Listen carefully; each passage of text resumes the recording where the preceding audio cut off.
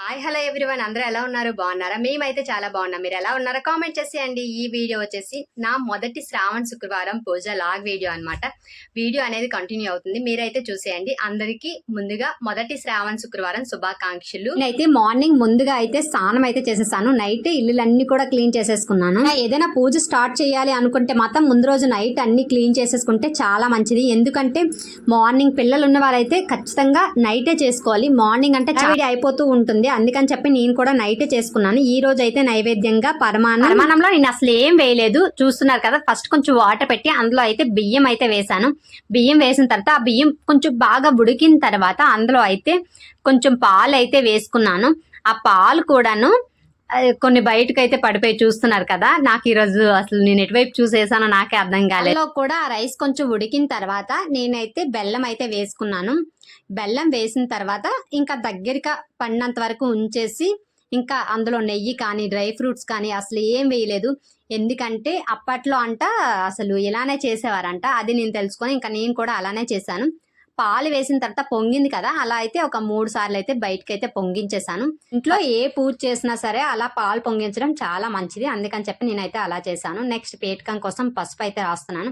ఒకవైపు వంట అవుతుంది, ఇంకో సైడ్ అయితే అమ్మవారికి అయితే రెడీ చేసుకుంటున్నాను. ముందుగా అయితే పేటకంకి పసుపు రాసి దానికైతే నేను పద్మ ముగ్గు అయితే వేశాను. ఆ ముగ్గు అసలు నాకు ఉంటది కదా ఆ పిండితో సరిగా ఇల్లు తీయడం అయితే రాదు, కానీ ఎంతో కష్టంతో అయితే ఇంకా అలా ఏదో నాకు వచ్చే విధంగా అయితే నేను చేసేసాను.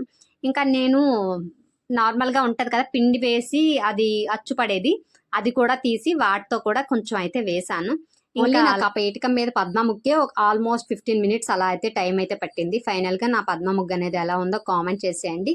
నేను పద్మ ముగ్గు పెట్టేసి అమ్మవారిని పెడదామని చెప్పేసి అక్కడికి వెళ్ళినప్పటికీ మా పాప చూస్తున్నారు కదా అక్కడ ఎలా చేసిందో. ఈలోగా అయితే పరమాణం అయితే అయిపోయింది. పరమాణం అయిన తర్వాత నేను కొంచెం కాలుకి పసుపులు అన్ని రాసేసుకొని పేటకం కూడా పెట్టేశాను. పేటకం పెట్టేసిన తర్వాత అమ్మవారికి అయితే రెడీ చేసుకొని ఇంకా బొట్లు అన్ని పెట్టాలి కదా, బొట్లు అన్ని పెట్టేసి నీట్గా పసుపు కుంకుమతో అయితే పెట్టాను. ఎక్కువ బొట్లు అయితే పెట్టట్లేదు, ఎందుకంటే ఎక్కువ బొట్లు పెడితే అమ్మవారికి ఆ బొట్లు తప్పించి రూపం అనేది సరిగా కనిపించదు అని చెప్పేసి, అంటే ఆల్రెడీ అక్కడ బొట్లు ఉంటాయి కదా విగ్రహానికి, మనం ఇంకా మొత్తం పెట్టేస్తే ఇంకేం కనిపిస్తుంది అని చెప్పేసి ఎక్కువైతే ఏం పెట్టలేదు. నార్మల్గా పసుపు కుంకుమతోనే పెట్టాను.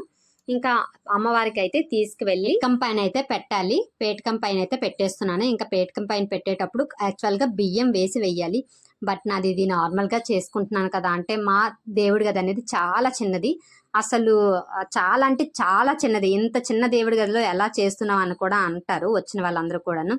అందుకని చెప్పేసి సపరేట్గా నేనైతే ఇలా అయితే చేసుకుంటున్నాను. అమ్మవారిని అక్కడ పెట్టేసిన తర్వాత నేనైతే నైట్ ముగ్గులేం పెట్టలేదు, మార్నింగ్ లేచి ఇప్పుడే పెడుతున్నాను. ఎందుకంటే నైట్ పడుకునే ముందు వర్షం పడింది, ఇంకా వర్షం పడితే ముగ్గులన్నీ పెడితే ఇంకా మొత్తం ఇదైపోతుంది అని చెప్పేసి మార్నింగ్ లేచి నేను రెడీ అయిన తర్వాత ఇటువైపు అమ్మవారిని అలంకరణ చేసిన తర్వాతే నేనైతే ముగ్గులైతే పెట్టాను. ఆ ముగ్గులన్నీ పెట్టేసిన తర్వాత తులసి కోటకు కూడా కొంచెం ముగ్గులన్నీ పెట్టేసుకున్నాను. ఈలోగా అయితే మా బాబు అయితే లేచిపోయాడు. ఇంకా ఈరోజు శనగలు కూడా ప్రసాదం చేస్తున్నానని చెప్పాను కదా, ఈ శనగల ప్రసాదం కూడా చాలా ఈజీగానే చేసుకుంటున్నాను. అయితే కొమ్ము శనగల్ని ఓవర్ నైట్ సోప్ చేసుకోవాలి. ఆల్రెడీ నేనైతే ముందుగా పరమాణం పెట్టాను కదా, అప్పుడే ఇంకో సైడ్ అయితే కుక్కర్తో ఈ శనగలు అనేవి బాయిల్ చేసేసుకున్నాను. ఓన్లీ ఇప్పుడు పోపు పెట్టడమే కాబట్టి నేనైతే పోపుల కోసం ఆవాలు, శనగపప్పు, మినప్పప్పు, జీలకర్ర, కరివేపాకు, ఎండుమిర్చి లేవు మా ఇంట్లో, సడన్ గా అయిపోయి నేను చూసుకోలేదు, అందుకని చెప్పేసి పచ్చిమిర్చి అయితే వేసాను. అందులోనే కొంచెం పసుపు ఉప్పు వేసేసి అవి కొంచెం ఫ్రై అయిన తర్వాత అందులో అయితే శనగలు వేసి ఒక 3 to 5 మినిట్స్ వరకు అలా కొంచెం ఫ్రై చేశాను. అంటే కొంచెం ఆ సాల్ట్ ఆ పసుపు వాటికి శనగలకు పడుతుంది కదా అని చెప్పేసి అంతసేపు అయితే ఇది చేశాను.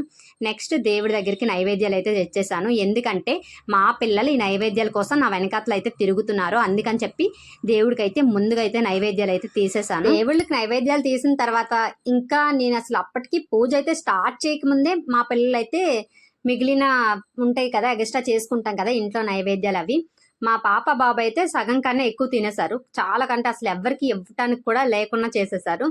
కొంచెం శనగలు ఉంటే ఇంకా ఇంటికి వచ్చిన ముత్తైదువులు ఉంటారు కదా, వాళ్ళెవరికైనా అయితే కొంచెం శనగలు అయితే నైవేద్యం. నేను ముందు రోజు అసలు ఎక్కువ పువ్వులేం తీసుకోలేదు, ఎందుకంటే యాక్చువల్గా ఈ రోజు ఫస్ట్ శ్రావణ శుక్రవారం రాదేమో అని చెప్పేసి.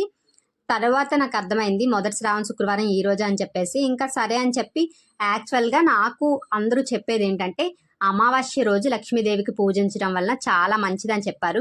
అమావాస్య రోజు ఓన్లీ కాలభైరవుడి గుడికి మాత్రం వెళ్తూ ఉంటారు కదా, అలానే కాకుండా నైట్ పడుకునే ముందు లక్ష్మీదేవికి కూడా పూజించి పడుకోవడం వల్ల చాలా మంచిదని చెప్పి విన్నాను. ఇంకా నేనైతే అమ్మవారికి ఈ రోజు అయితే ఓన్లీ నల్లపూసలు మాత్రం వేద్దాం అని చెప్పేసి నా నల్లపూసలు పాల్లో ముంచి అమ్మవారికి అయితే నల్లపూసలు అయితే వేశాను.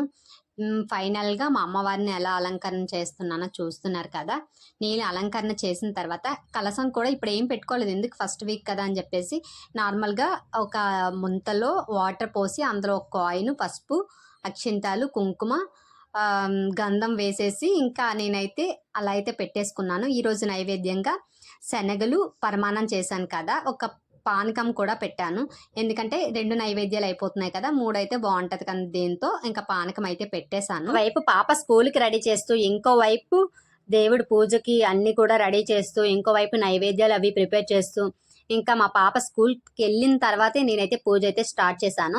ఎందుకంటే మా పాప ఉంటే మాత్రం ఇంకా పూజ చేసినప్పుడు మధ్యలో అంటే ఇద్దరు, మా పాప బాబు ఇద్దరు ఉంటారు కదా, పాప ఏం చేస్తే బాబు అదే చేస్తాడు, బాబు ఏం చేస్తే పాప అదే చేస్తారని చెప్పేసి మా పాప స్కూల్కి వెళ్ళిన తర్వాత బాబుకి టీవీలో వాళ్ళకి నచ్చిన బొమ్మలు కొంచెం చిన్న సౌండ్ పెట్టిన తర్వాత నేనైతే పూజ అయితే స్టార్ట్ చేసుకున్నాను. ఈ రోజు నేను పూజ ఎలా చేసుకున్నానంటే, మనం యాక్చువల్ గా వరలక్ష్మీదేవి పూజ రోజు చేసుకుంటాం కదా, కథ చదువుకొని అష్టోత్తరాలు అన్ని చదువుకొని చేస్తాం కదా, సేమ్ ఈ రోజు నేను కూడా అలానే చేసుకున్నాను. ఎందుకంటే నాకు వీలైనంత వరకు అంటే ఎన్ని శుక్రవారాలు నాకు వీలైతే అన్ని శుక్రవారాలు అయితే చేద్దాము అని అనుకుంటున్నాను.